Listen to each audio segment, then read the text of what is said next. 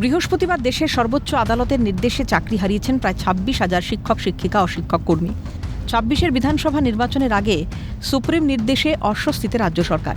ইতিমধ্যেই বৃহস্পতিবার মুখ্যমন্ত্রী জানিয়েছেন ৭ই এপ্রিল নেতাজি ইন্ডোরে চাকরিচ্যুতদের সঙ্গে দেখা করবেন তিনি। তার প্রস্তুতিও শুরু করেছে শাসক শিবির। সূত্রের খবর, দক্ষিণ কলকাতার ৩ মন্ত্রী এদিন বৈঠক করেন। শাসক পরিস্থিতি স্বাভাবিক করার নানাবিধ কৌশল করলেও চাকরিচ্যুতরা সরকারের প্রতি ভরসা হারিয়ে রাস্তায়। কেউ কাঁদছেন, কেউ আত্মহননের পথ বেছে নিচ্ছেন। কিন্তু এই পরিস্থিতির দায় কার? ইতিমধ্যেই শাসক ও বিরোধীদের মধ্যে বাকযুদ্ধ শুরু হয়েছে। মুখ্যমন্ত্রী বৃহস্পতিবারই বাম বিজেপির ঘাড়ে বন্দুক রেখেছেন। আর শুক্রবার শাসক নেতার গলায় মানুষকে বিভ্রান্ত সহমর্মিতার বার্তা। ২৫,০০০ টিচারকে যদি বাদ দিয়ে দেওয়া হয়, তর্কের খাতিরে ধরে নিলাম বাদ দিয়ে দিয়েছেন, স্কুল কলেজগুলো পড়াবে কে? তার মানে কি এডুকেশন সিস্টেমটাকে কোলাপস করতে চাইছেন বিজেপি সিপিএম? একবার আপনাদের লজ্জা হলো না? সিপিএম নিজের আমলে কি করতেন? চিরকুটে চাকরি দিতেন। ২৫,০০০ টিচার স্কুলে গিয়ে না পড়াতে পারে, তাহলে এরা ইঞ্জিনিয়ার তৈরি করবে কারা? ডাক্তার তৈরি করবে কারা? আইপিএস তৈরি করবে কারা? আইএস তৈরি করবে কারা? ডব্লিউবিসিএস তৈরি করবে কারা? ডব্লিউবিপিএস তৈরি করবে কারা? ২৬,০০০ যে প্যানেল এবং চাকরি খারিজ হয়েছে তা নিয়ে বিরোধীদের তরফ থেকে একটা অপপ্রচারমূলক কুৎসা, সেটা মানুষকে বিভ্রান্ত করার চেষ্টা করা হচ্ছে। যে যোগ্যরা এই হয়রানির মধ্যে পড়ল, আমরা নিশ্চিতভাবে তাদের এই হয়রানিতে সহমর্মী এবং পূর্ণভাবে সহানুভূতিশীল। পাল্টা সরব বাম বিজেপি। যারা অপকর্ম করেছে মুখ্যমন্ত্রী সব জানেন, কারণ তাদের নির্দেশই হয়েছে।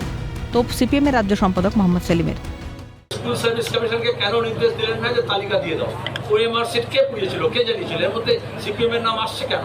এই অপকর্ম যারা করেছে উনি সবচেয়ে ভালো জানেন, কারণ তার নির্দেশ হয়েছে। চোরের মায়ের বড় গলা থেকে মুখ্যমন্ত্রীর গ্রেপ্তারির দাবি উঠেছে গেরুয়া শিবিরের পক্ষ থেকে।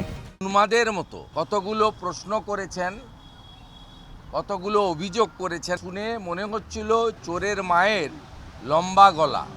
दीदी जेल जाएंगी, अलबत्त जाएंगी। हिंदुस्तान में कानून का शासन है।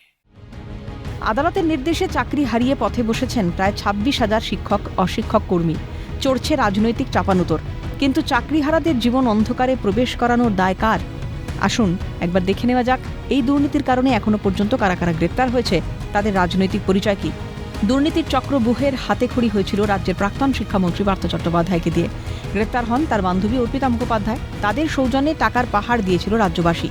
পার্থর গ্রেপ্তারির পর একের পর এক তৎকালীন শিক্ষাকর্তাদের নিজেদের জালে তোলে কেন্দ্রীয় তদন্তকারী সংস্থার আধিকারিকরা। তারপর কেন্দ্রীয় তদন্তকারীদের হাতে গ্রেপ্তার হন তৎকালীন পর্ষদ সভাপতি মানিক ভট্টাচার্য।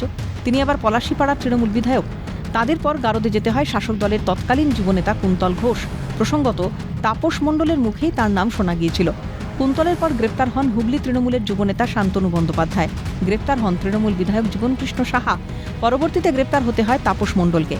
এই মামলায় শেষ গ্রেপ্তারি কালীঘাটের কাকু ওরফে সুজয় কৃষ্ণভদ্র। তার সৌজন্যেই লিপস অ্যান্ড বাউন্সের নাম সামনে আসে। ঘুরে ফিরে সর্বত্রই শাসক যোগ। তারপরেও এই দুর্নীতির দায় অস্বীকার করতে পারে বাংলার শাসক?